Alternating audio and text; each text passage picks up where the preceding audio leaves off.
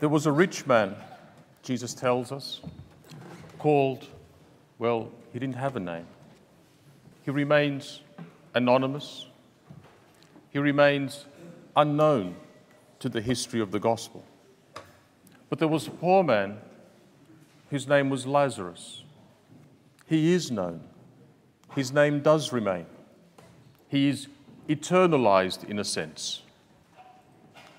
So different from the values of this world and the priorities of this world, where we know the names of the rich and famous and the poor and insignificant and marginalized are forever anonymous. For God, it's different.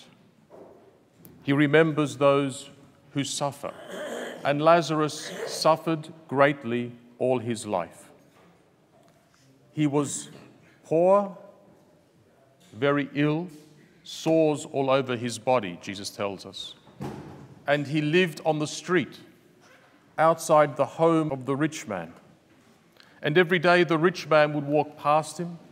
Every day the rich man would live comfortably, in luxury, eating well, Jesus tells us, feasting sumptuously.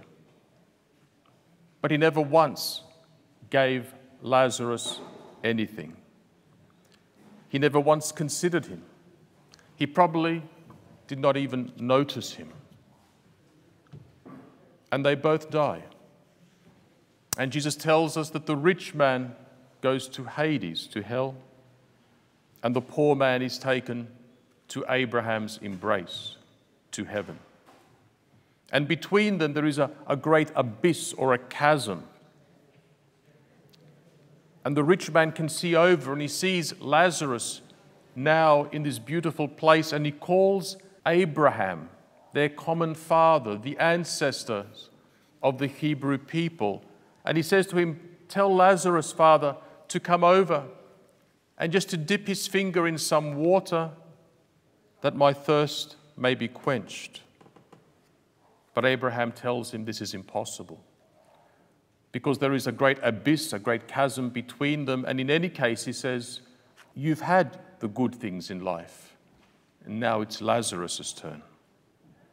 And then the rich man makes a very special appeal to Jesus, and he says, well, at least then send him back to the earth, to my brothers, to my family, to warn them about this place, so that they won't end up here.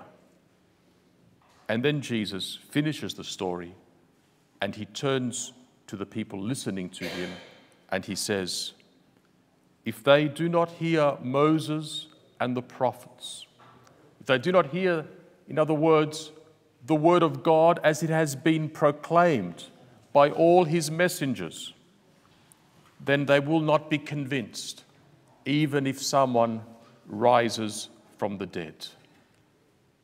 And of course, he was referring to himself at that point. Brothers and sisters, we often don't notice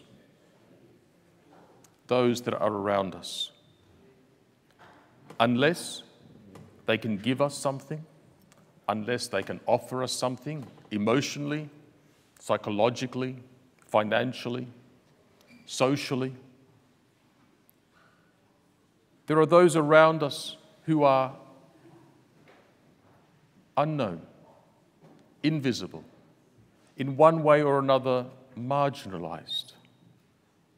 And I suppose socially and socio-economically we can see that in our society and further in the world. But I wonder how many there are on the fringes of our lives whom we bypass. We don't want to ignore, but we just don't have the time.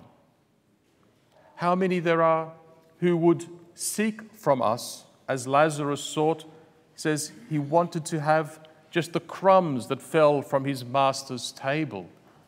Perhaps these people don't need breadcrumbs. Perhaps they need the crumbs of our time, the crumbs of our love, the crumbs of our attention.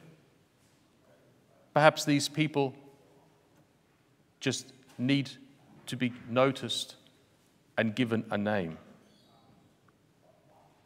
Lazarus was known to God and was forever known to us. The rich man was known to God, of course, but he goes down in history nameless. Those that are first become last, and those that are last become first.